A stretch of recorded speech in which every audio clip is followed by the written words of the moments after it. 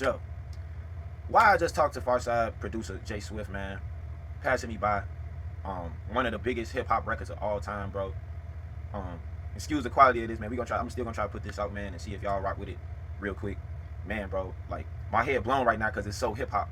But man, like I just spoke with J Swift, and man, I'm gonna just let y'all hear a little bit of the conversation, man. This guy's like one of the biggest hip hop producers of all time. Man, I don't really got much to say. Like I'm gonna just let y'all hear it, and everybody know how much I love the record. I'm working on a remix to it right now, and you know he decided to hop on the call with me, man. Shit crazy, bro. Y'all just check it out. Like, you know, what was it like producing? Like, what was it like? Like, what was you using? Like, what was like the hardware and the stuff you was using when you was producing? Like, you know what I'm saying? Like, what was that made with? What was passing me by made with? I'll tell you right now. I had the S50 sampler. I had, of course, the MPC 60. I had the Prophet 5 with the bass. And then I had the Fender Rhodes. Straight up and down. That's it. That song is all you. But the whole album is all me, except for LAJ.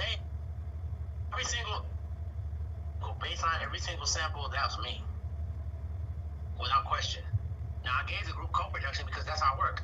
If I worked with you, bro, like I said, you was an MC, like, you know, just to set the example, I'm going to show you how the production goes. And by fiat, you're a co-producer.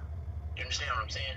So I gave the band co-production because of the elements that they added. Nobody does this alone. I couldn't have blown up without them, and they couldn't have done it subsequently without me. You know what I mean? Right. So yeah, that's how it went. And to this day, that's how I'm rolling. When you hear my production on my new shit, you'll understand that I set the bar high, bro, because I know everybody's watching. But yeah, that's it. So, Passing Me By came out in '92. It's 2025 now. Right. The record industry and the streaming business and the streaming industry, how have they helped you out? Like you got one of the biggest hip hop records of all time. Right. How have they been able to reach out, help you, and made you feel notable? I mean, BET, ASCAP, BMI, VH1, Viacom, all these record industry companies that have been playing your record. How have they helped you or hindered you since 1992, since that record came out? Well, no, it's been great because of streaming, especially like streaming is the new shit, like for real. Like as a group, dude, last year we had 237 million streams. Like this is worldwide, you know what I'm saying? And so I get part of that cake. You know what I mean? Right. And so no, it's been, you know, the transformation has been interesting because streaming, like in the late 90s, 2000, that was just in its infancy. But now, like, especially, and I gotta think, it's funny because she has my namesake, Taylor Swift. She banged on the streaming companies like Spotify and like, look, you gotta pay us. She banged for everybody, me, you know what I'm saying, rockers, and everybody. She was like, I'm not doing it, and she got them to change their policy. You're a historic part of hip hop for sure. And for me, like my stepdad, my parents, like this song plays so much.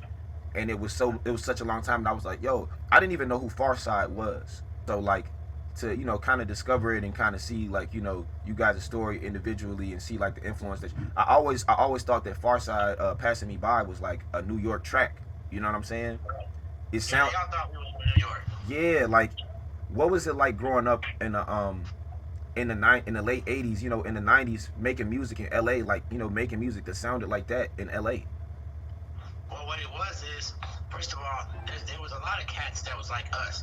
And I mean, I know DJ Pooh, I know all these niggas, man. I met Dre, I know Sir Jinx. They were dominating the late 80s, early 90s, of course. Because their shit was hot, but they was on some gangster shit. But I never was like that. I went to Locke High School over there by the projects, dude. Like by Jordan Downs, by the Grape Street dudes. And I would be chopping it up with them dudes, and they would be on their gangster shit. But they would love my shit. Niggas would be like, hey man, I fuck with NWA, but I like that Pharcyde, cuz. Like, you know what I'm saying? It was like, because I was true to my form. I was brought up on Molly Mall and BDP and stuff like that, and Jungle Brothers and Tribe Called Quest. So my influence was to the point that people thought we were from New York. Well, we wasn't biting, as you can see. Nobody ever accused us. Well, I'm just an underground cat. You know what I'm saying? Right. I serve at the pleasure of B-boys and B-girls, and that's my thing, and I stick to it. So yeah, it was like, it wasn't really a rub. Nobody was like, because when you do something that's dope, it doesn't matter what lane you're coming from. You end up getting on the same highway that everybody else is on. They got on a different lane, intimidated by someone else, so you're not influenced to the point where I start rocking Ben Davis and khakis. I never was like that, and I grew up in the bottoms in Inglewood. And everybody respected me for that, because they're like, man, this cat, he's a different cat, but he's real. Reality is what matters. Right. He said reality is what matters, and it's in a world where reality is, has dwindled so much. Yeah. Right. Yeah.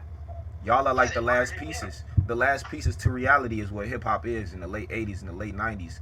I mean, like the last pieces of what would be considered to be real hip hop, and you sitting down there patching in patch files into hardware and actually taking this, you know what I'm saying, before it was MP3s and FLACs and waves. Yeah. You patching stuff in and making real music, you know what I'm saying?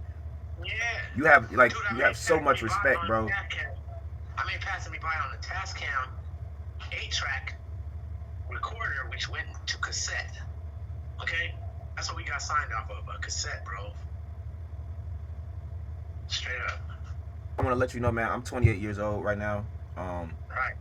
I grew up on the south side of Chicago, bro. I'm from Chicago Heights, Illinois. Right. So I'm from the south side. I grew up on a street called Halsted. So Right. I spent my whole life, I went to Richie's High School. I grew up like on the south side of Chicago in the south suburbs. And I spent like the later years of my life like in the city in a place called was known as the Hunnits. Like if you're from Chicago, they'll tell you it's called the Wild Hunnits or it's called the Hunnits. Right. So that's like Halsted Street and yeah, all that.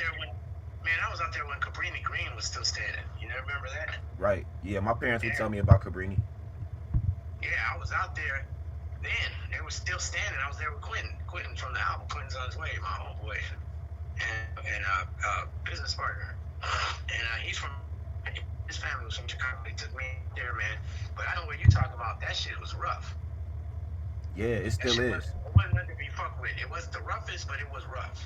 Yes, sir. Yes, sir. Yeah. If you know, you know. I commend you for doing what you're doing to this point. Yeah, man, that's what I do it for. I really do it for my, like, I tell you, I'm independent. I done had run-ins with Interscope and Goliath Records. I done have people, I done been associated with people in Motown Records and all over the industry. But I'm really signed to the streets. I tell myself, man, I'm really signed to the streets, man. I do it for my city, and I've been rapping for over 10 years. I've been making music for over 10 years. I won't call it rap, you know what I'm saying? And it's music. yeah, it's music. I don't give into that either. Yeah.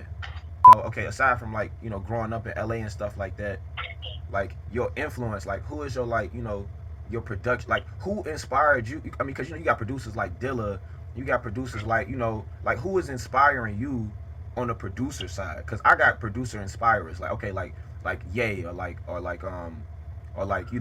Dilla, or like you got Knowledge, and you got all these people that like make hip hop and produce hip hop. Who was the producers that like inspired you to produce Passing Me By and great records like that? I can tell you right now, number one on my list is the Grand Imperial Molly Ball. Right. To me, when I get a Grammy, which I will, God willing, get one, I'm gonna give it to him because he was so ahead of the curve that by the time Dre came up and then was making millions, people didn't understand the influence and the power that Molly Mall had. Molly Mall is without question the greatest hip hop producer of all time, in my opinion. In my opinion, what do I know? Who knows? But when you mix Molly Mall, I was in high school when I first heard Instinctive Travels. You know what I'm saying? The Tribe Called Quest, and that weighed heavy on me. So I took Molly Mall's influence and the influence of the Tribe Called Quest, which now I know Q-Tip was the leader and the main beat maker, because I met him. He gave me props. We started talking about Tribe Called Quest, and the Low End Theory came out when I was in the 11th grade, bro. You know what I'm saying? And I was like, troll. So I would say Molly Mall, the Tribe Called Quest, and then KRS-One was a big influence. BDP, big. Wow. What are the reason why I sound the way I sound? And it's like, it's crazy to think, you know, you inspired by, you know, I didn't really know KRS-One was a producer. I just always knew him as an MC. When I got into Tribe, you know, you see Salih Shaheed, and he's rocking the tables. I'm thinking this dude is, because I rock the tables too. So I'm thinking this guy is the production. But no, when I met YouTube and I watched him, you know what I'm saying, do what he does, I realized he was a leader. Everybody thought that Alicia Heat, but the beautiful thing about them is, even though he made most of the beats and stuff, he's still credited, produced by a Tribe Called Quest. So the whole band got the credit, you know? Right. It's big. That had a big effect on me. That's why I gave the Pharcyde co-production. And if I worked with you, God willing, it would be produced by J Swift, co-produced by GxldBoy. You know what I'm saying? It's just, for me, it's like unbelievable. Like, it's such a huge blessing. Even if you was just gonna follow me, you know what I'm saying, I was happy about that. But to, you know, actually speak with you and have you, you know, yo, whatever you want to do on the music side, you know, I'm super humble, man. Whatever you want to do, you know, I'm with it. And you know, you got a lot of love here in Chicago. I know you probably got family out here, but on my side, from my people, you got so much love from Chicago, man. From the, and I, you know, I say this from as humble as I can. You really got a lot of love from the realest reality, real side. Like how you say reality, the reality of Chicago. That's what I'm a part of, the reality of it. And you got a lot of love, man, Chicago for real. Show me love, bro. Show me love. And let me tell you something about Kanye, dude. This dude, and I'm gonna tell you right now, when he came out, I could tell that I had influenced him. But he went further, and he said, and you can look this up, it's on video. And they asked him what's the greatest album of all time. He said the greatest album of all time. Of all time. I mean, this is including the Beatles, all kind of niggas like Jimi Hendrix, niggas that I listened to and stuff. He said the greatest album of all time is Bizarre Ride to the Pharcyde. And that humbled me big time. I mean, because that nigga, he's a genius. I mean, I don't care about his rants and all that other, you know, that pop shit, because, you know, he's a star. So, you know, anything you say when you're a star, they're going to jump on it. But the fact that he said that my album was the greatest album of all time is a big thing. I mean, And thank you for everything that you've done for hip hop. Like I told you, you got so much love from the Chi, man, from the real side of the Chi, Sibley, right. Chicago Heights, the south side of Chicago, man. We got love for you out here, bro. My stepdad used to play me your record all the time, and it's a real blessing to speak to you for real, man. Chicago got love for you. I got love for you, and just keep pushing, keep pushing through the hard times. And man, thank you so much for helping hip hop and putting hip hop on. Thank you for messing with me. Hey man, and tell your OGs, your stepdad, and all of them, I send my regards, and we connected, and we'll talk on the future. But send me those links, bro. No doubt. Thank you. All right, bro. Love, much love. Much love.